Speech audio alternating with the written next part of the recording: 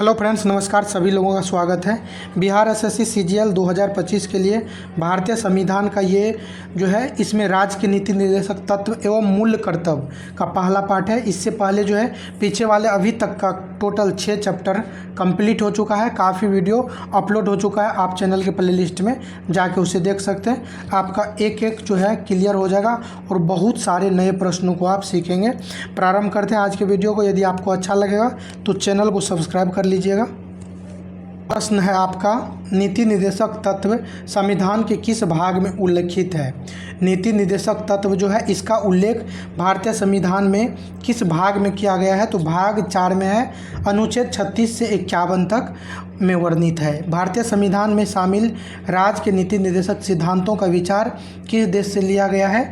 तो आयरलैंड के संविधान से नीति निर्देशक तत्वों का विचार लिया गया है। राज्य के नीति निर्देशक सिद्धांतों को भारतीय संविधान में शामिल किए जाने का उद्देश्य क्या है?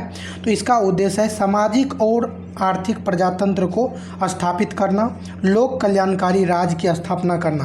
यानी राज्य के नीति निर्देशक तत्व को जो भारतीय संविधान में सम्मिलित किया गया है, इसके पीछे का उद्देश्य क्या है? सामाजिक और आर्थिक प्रजातंत्र को स्थापित करना, लोक कल्याणकारी राज्य की स्थापना करना। नेक्स्ट प्रश्न है, नीति निर्देशक तत्वों की प्रकृति कैसी होती है? तो सकारात्मक होती है। नीति निर्देशक तत्वों की जो प्रकृति होती है ये सकारात्मक होती है। आपको ध्यान रखना है, सकारात्मक यानी पॉजिटिव। और ध्यान कैसे रखेंगे? नीति निर्देशक तत्व मतलब इसमें एन है और एन मतलब निगेटिव होता है, तो निगेटिव नहीं है, यानी सकारात्मक है, पॉजिटिव है। भारत सरकार द्वारा आरंभ किए गए राष्ट्रीय सामाजिक सहायता कार्यक्रम भारतीय संविधान के किस उपबंध को पूरा करता है? भारत सरकार ने जो प्रारंभ किया है राष्ट्रीय सामाजिक सहायता कार्यक्रम भारतीय संविधान के किस उपबंध को पूरा करता है? तो राज्य के नीति निर्देशक तत्वों को पूरा करता है। अगला है, किसने कहा था निर्देशक तत्वों का आशय यह नहीं है कि केवल पूजनीय घोषणाएं बनकर ही रह जाएं? डॉक्टर भीमराव अंबेडकर ने कहा था कि नीति निर्देशक तत्वों का आशय यह नहीं है कि केवल पूजनीय घोषणाएं बनकर रह जाएं। डॉक्टर भीमराव अंबेडकर ने कहा था कि इसका केवल ऐसा आशय नहीं है कि केवल पूजनीय घोषणाएं बनकर के रह जाए। डॉक्टर भीमराव अंबेडकर ने कहा है। किसने नीति निर्देशक तत्वों को संविधान की मूल आत्मा कहा है? तो ग्रेनविल ऑस्टिन ने कहा है। ग्रेनविल ऑस्टिन ने नीति निर्देशक तत्वों को संविधान की मूल आत्मा कहा है। किसने? ग्रेनविल ऑस्टिन ने कहा है। नीति निर्देशक तत्वों को संविधान की मूल आत्मा कहने वाले कौन है? Granville Austin. भाग 4 के किस अनुच्छेद में राज्य की परिभाषा दी गई है? तो अनुच्छेद 36 में जो है राज्य की परिभाषा दी गई। किसमें? अनुच्छेद 36 में। संविधान के किस अनुच्छेद में उल्लेख मिलता है कि नीति निर्देशक तत्व न्यायालय द्वारा परिवर्तनीय नहीं है? तो अनुच्छेद 37 में कहा गया है कि नीति निर्देशक तत्व जो है इसको न्यायालय में परिवर्तनीय नहीं रखा गया है। अनुच्छेद 37 में कहा गया है। भारत के कल्याणकारी राज्य होने का विचार संविधान में कहाँ कहाँ पाया जाता है? संविधान की प्रस्तावना में। संविधान की प्रस्तावना में पाया जाता है कल्याणकारी राज्य होने का, राज्य के नीति निर्देशक तत्व में। तो अभी आप लोग पीछे से शोर सुन रहे होंगे क्योंकि बगल में जो है ना एक कंस्ट्रक्शन का वर्क चल रहा है, इसी वजह से काफ़ी यहाँ पे परेशानी हो रही है।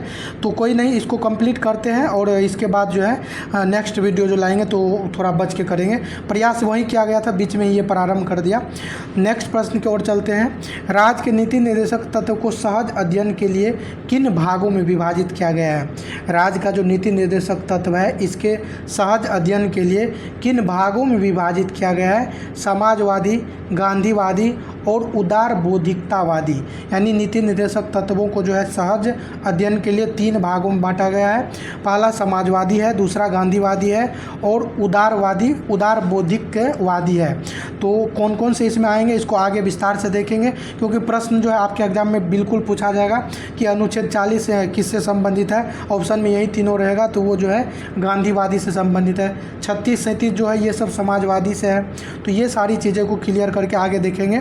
नेक्स्ट प्रश्न में देखते हैं, संविधान का कौन सा भाग देश के शासन के लिए आधारभूत भाग है?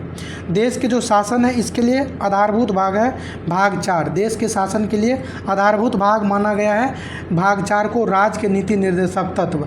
और एक आप लोगों से रिक्वेस्ट है कि आप लोग वीडियो को बिल्कुल देखते रहिए, क्योंकि आपको विश्वास नहीं होगा जब ये कंप्लीट हो जाएगा तो आप कितने सारे नए प्रश्नों को सीख रहे होंगे और कितने प्रश्न आपका क्लियर हो जाएगा। जो लोग अभी नहीं देख रहे हैं तो वो कहीं ना कहीं भूल कर रहे हैं, क्योंकि आपको बिल्कुल कम समय में बहुत सारी चीज़ें देखने को मिल रहा है। चलिए प्रश्न में चलते हैं, फिर जो जिसको जैसा लग रहा है वैसा करेंगे। भारतीय संविधान का कौन सा अनुच्छेद निदेशक तत्वों का मूल मंत्र तथा मर्म कहा जाता है? भारतीय संविधान का कौन सा अनुच्छेद है जिसको नीति निदेशक तत्वों का मूल मंत्र तथा मर्म कहा जाता है? अनुच्छेद 38 को नीति निदेशक तत्व जो है उसका मूल मंत्र और मर्म कहा जाता है। किसको? अनुच्छेद 38 को। नेक्स्ट है राज्य लोक कल्याण की अभिवृद्धि के लिए, राज्य जो है लोक कल्याण की अभिवृद्धि के लिए सामाजिक व्यवस्था बनाएगा। इसका उल्लेख संविधान के किस अनुच्छेद में किया गया? प्रश्न को आप समझिए कि राज्य जो है, राज्य मतलब राज्य कहा गया है देश को भारतीय संविधान में। राज्य लोक कल्याण की अभिवृद्धि, जो लोक कल्याण है, जन कल्याण है, उसकी अभिवृद्धि के लिए सामाजिक व्यवस्था बनाएगा। इसका उल्लेख संविधान के किस अनुच्छेद में है? अनुच्छेद 38 में इसका उल्लेख किया गया है। नीति निदेशक तत्वों के संबंध में प्रमुखतया कौन सी बातें उल्लेखनीय है? तो नीति निदेशक तत्वों के संबंध में जो है उल्लेखनीय जो है, पहला है कानून बनाते समय इन तत्वों का प्रयोग करना राज्य का कर्तव्य होगा। यानी कानून बनाते समय इन तत्वों का प्रयोग करना जो है राज्य का कर्तव्य है। अगला है नीति निदेशक तत्व देश के शासन में मूलभूत स्थान रखते हैं। यानी देश का जो शासन है उसमें मूलभूत स्थान रखते हैं नीति निदेशक तत्व। इन तत्वों को न्यायालय द्वारा लागू नहीं किया जा सकता है। नीति निदेशक तत्वों को न्यायालय लागू नहीं कर सकते हैं और देश के शासन में मूलभूत स्थान रखते हैं। कानून बनाते समय इन तत्वों को का जो प्रयोग करना होगा राज्य का कर्तव्य होगा। चलिए नेक्स्ट प्रश्न पेज की ओर चलेंगे। प्रश्न है सभी नागरिकों को आजीविका के पर्याप्त साधन प्राप्त करने का अधिकार भाग 4 के किस अनुच्छेद में मिलता है? तो 39 का जो है ए कह लीजिए या फिर 39 का क। यानी सभी नागरिकों को आजीविका के पर्याप्त साधन, जो भी नागरिक हैं उनको आजीविका के जो पर्याप्त साधन है प्राप्त करने का अधिकार भाग 4 के अनुच्छेद 39 का जो है ए या फिर 39 का क में दिया गया है। और ये जो है आपका हेडिंग है नीति निदेशक तत्व एवं मूल कर्तव्य। नेक्स्ट है भाग 4 के किस अनुच्छेद में समान कार्य के लिए समान वेतन का उल्लेख है? समान कार्य के लिए समान वेतन 39 का घ या फिर आपको ध्यान रखना होगा 39 का जो डी है इसमें कहा गया है समान कार्य के लिए समान वेतन। आप ऐसे याद रखिए 39 का डी है, दो भाग में इसको बराबर बांट दीजिए तो समान कार्य के लिए समान वेतन हो गया 39 के डी में। नेक्स्ट है संसद द्वारा समान प्रश्रमिक अधिनियम 1976 संविधान के किस अनुच्छेद के अनुसरण में पारित किया गया? संसद द्वारा जो है समान प्रश्रमिक अधिनियम 1976 संविधान के किस अनुच्छेद के अनुसरण में पारित किया गया था? 39 के घ में। समान प्रश्रमिक यानी समान जो है प्रश्रमिक दिया जाएगा, उसका जो मेहनत करने का, जो शाम में कोई मजदूर यदि पूरे दिन कार्य करता है तो शाम में जो उसका मजदूरी बनता है उसी को कहते हैं प्रश्रमिक। तो संसद द्वारा समान प्रश्रमिक अधिनियम 1976 के जो है अनुच्छेद संविधान के किस अनुच्छेद में लाया गया था या अनुसरण करता है? तो 39 का घ या फिर 39 का डी, क्योंकि इसी में जो है समान कार्य के लिए समान वेतन का उल्लेख किया गया है। नेक्स्ट है समान न्याय एवं निःशुल्क विधिक सहायता का प्रावधान संविधान के किस अनुच्छेद में? यानी समान न्याय एवं निःशुल्क विधिक सहायता, न्याय भी समान मिलेगा और विधिक सहायता यानी कानूनी सहायता जो है बिल्कुल फ्री मिलेगा। निःशुल्क विधिक सहायता 39 का ए में दिया गया है। अगला है संविधान का अनुच्छेद 39 का जो घ है किस वर्ग के संबंध में निर्देश देता है? तो 39 का घ जो है बालकों के कल्याण के लिए, बालकों के कल्याण के लिए। 39 का च है, च मतलब यहाँ ध्यान रखना है बच्चा, च से ध्यान रख लीजिए आप बच्चा, च से क्या ध्यान रखना है? बच्चा। तो संविधान का जो है अनुच्छेद 39 का च या फिर एफ आएगा किस वर्ग के संबंध में निर्देशक देता है? तो ये बालकों के कल्याण के लिए देता है, बालकों के कल्याण। ग्राम पंचायतों के संगठन का प्रावधान किस अनुच्छेद के अंतर्गत किया गया है? तो अनुच्छेद 40 जो है इसी में ग्राम पंचायत का जो है गठन किया गया है। ग्राम पंचायत का गठन के बारे में कहा गया 39 में 40 40 में ध्यान रखना है आपको। कुछ दशाओं में काम, शिक्षा और लोक सहायता पाने का अधिकार संविधान के किस अनुच्छेद में मिलता है? तो कुछ दशाओं में काम, शिक्षा और लोक सहायता पाने का अधिकार संविधान के किस अनुच्छेद में मिलता है? तो कुछ दशाओं में काम, शिक्षा और लोक सहायता पाने का अधिकार संविधान के अनुच्छेद 41 में मिलता है। यानी कुछ दशाओं में काम, शिक्षा और लोक सहायता पाने का अधिकार संविधान के अनुच्छेद 41-41 में दिया गया है। चलिए नेक्स्ट है, भारतीय संविधान के किस अनुच्छेद के अंतर्गत प्रावधान किया गया है कि राज्य काम की न्याय संगत और मानवोचित दशाओं को सुनिश्चित करने के लिए तथा प्रसूति सहायता के लिए उपबंध करेगा? तो ये कहा गया प्रसूति सहायता और मानवोचित दशाओं को सुनिश्चित करने का जो व्यवस्था है अनुच्छेद 42-42 में कहा गया है। मातृत्व सुरक्षा सहायता का उपबंध किस अनुच्छेद में है? तो मातृत्व सुरक्षा सहायता जो है ये 42 में है। मातृत्व सुरक्षा सहायता किस में? अनुच्छेद 42-42 में। अगला है, सर्वोच्च न्यायालय ने किस वाद में अभी निर्धारित किया कि समान कार्य के लिए समान वेतन का सिद्धांत मूल अधिकार नहीं नीति निर्देशक तत्व है? मूल अधिकार नहीं नीति निर्देशक तत्व है। तो रणधीर सिंह बनाम भारत संघ 1982 में कहा था कि समान कार्य के लिए समान वेतन का जो सिद्धांत है मूल अधिकार नहीं है, नीति निर्देशक तत्व है। तो ध्यान रखना है, समान कार्य के लिए समान वेतन जो है ये नीति निर्देशक तत्व है। मनरेगा कार्यक्रम संविधान के किस अनुच्छेद के अंतर्गत शुरू किया गया? तो मनरेगा है, काफ़ी इम्पोर्टेंट है। मनरेगा जो कार्यक्रम है ये अनुच्छेद 43 में, 43 में।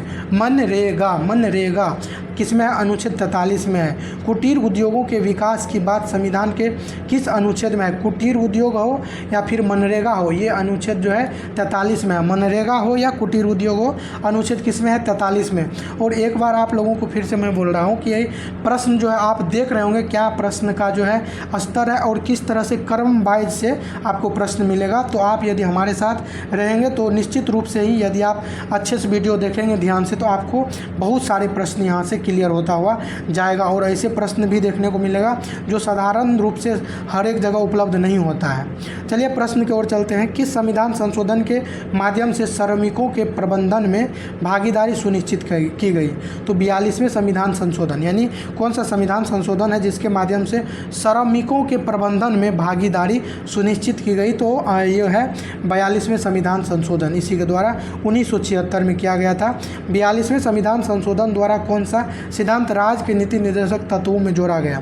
तो राज्य के नीति निर्देशक तत्व में जो जोड़ा गया था उद्योगों के प्रबंधन में कामगारों की सहभागिता, जो उद्योग है उसके प्रबंधन में कामगारों की सहभागिता को 42वें संविधान संशोधन द्वारा कौन सा सिद्धांत राज्य के नीति निर्देशक तत्वों में जोड़ा गया? तो राज्य के नीति निर्देशक तत्वों में जोड़ा गया उद्योग के जो प्रबंधन है उसमें कामगारों की सहभागिता। किस अनुच्छेद के माध्यम से श्रमिकों की प्रबंधन में भागीदारी सुनिश्चित की गई है? किस अनुच्छेद के माध्यम से श्रमिकों की प्रबंधन में भागीदारी सुनिश्चित हुई है? जो श्रमिक है उसकी भागीदारी प्रबंधन में सुनिश्चित गई, श्रमिकों की प्रबंधन में भागीदारी सुनिश्चित हुई है। अनुच्छेद 43 का जो क है इसी में किया गया है, 43 के क। सहकारी समितियों का उन्नयन संविधान के किस अनुच्छेद में दिया गया है? तो ये इम्पोर्टेंट है, इतना इम्पोर्टेंट है कि आप इसके बारे में मत पूछिए कि कितना इम्पोर्टेंट है। सहकारी समिति के बारे में 9 का ख के बारे में आप लोग सुने होंगे, क्योंकि अनुभाग का 9 भाग जो 9 है उसमें ग्राम पंचायत है और 9 का जो क है ग्राम उसमें नगर पालिका है और 9 के ख में सहकारी समिति है। और अनुच्छेद में यदि सहकारी समिति की बात करेंगे तो 43 के ख में है सहकारी समितियों का उन्नयन संविधान के किस अनुच्छेद में है? 43 के ख में। नेक्स्ट है, सहकारी समितियाँ किस संविधान संशोधन के माध्यम से नीति निर्देशक तत्वों में जोड़ी गई? सहकारी समिति को जो जोड़ा गया था 97वां संविधान संशोधन 2011 के द्वारा जोड़ा गया था। 97वां संविधान संशोधन था और ये 2011 का वर्ष था, उसी समय जो है सहकारी समिति को जोड़ दिया गया। तो आज के वीडियो को यही समाप्त करेंगे, क्योंकि पीछे जो है काफ़ी शोरगुल हो रहा है, इसी वजह से जो है आप लोगों को भी अच्छा नहीं लग रहा होगा। प्रारंभ कर दिया था इसीलिए जो है इसको कंप्लीट कर लिया, क्योंकि एक चैप्टर जो है आपका एक वीडियो आ गया है और आप काफ़ी कुछ यहाँ से सीख भी पाएंगे। सभी लोगों को धन्यवाद, आप लोग वीडियो देखते रहिएगा और जो है नेक्स्ट वीडियो भी मैं जल्दी लाऊंगा। धन्यवाद।